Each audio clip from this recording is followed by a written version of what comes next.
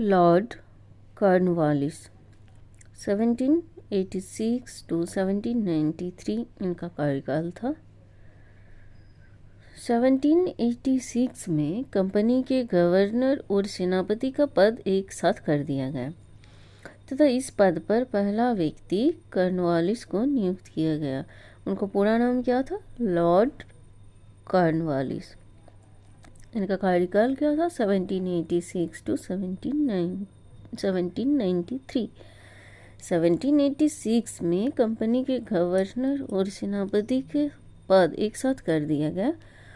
उसके बाद सबसे पहला इस पद पर जो व्यक्ति थे वो थे लॉर्ड कॉर्नवालिस।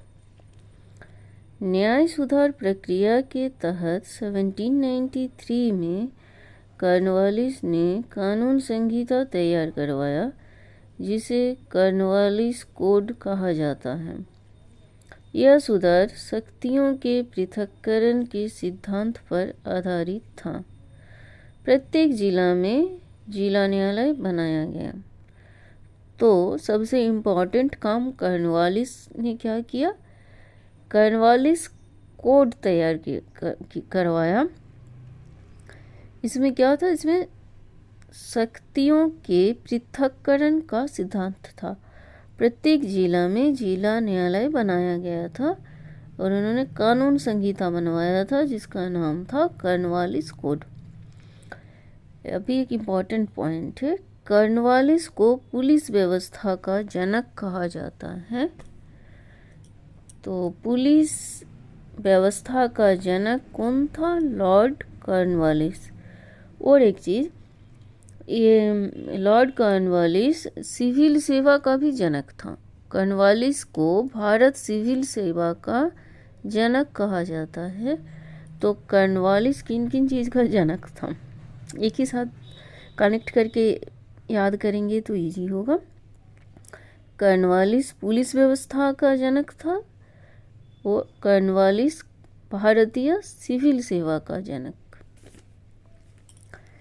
इसने 400 वर्ग किलोमीटर की दूरी पर एक थाना स्थापित किया और दारोगा को नियुक्त किया। इसके शीर्ष पर पुलिस सुपरिटेंडेंट को नियुक्त किया। 1793 में सर जॉन शोर और चार्ल्स ग्रांट की सहायता से बंगाल में लगान वसूली हेतु स्थायी बंदोबस्त लागू किया। तो स्थायी बंदोबस्त किसने लागू किया? लॉर्ड कॉर्नवालिस ने कब किया? 1793 में।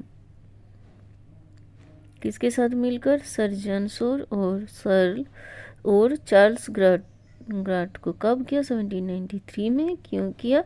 बंगाल में लगान वसूली हेतु।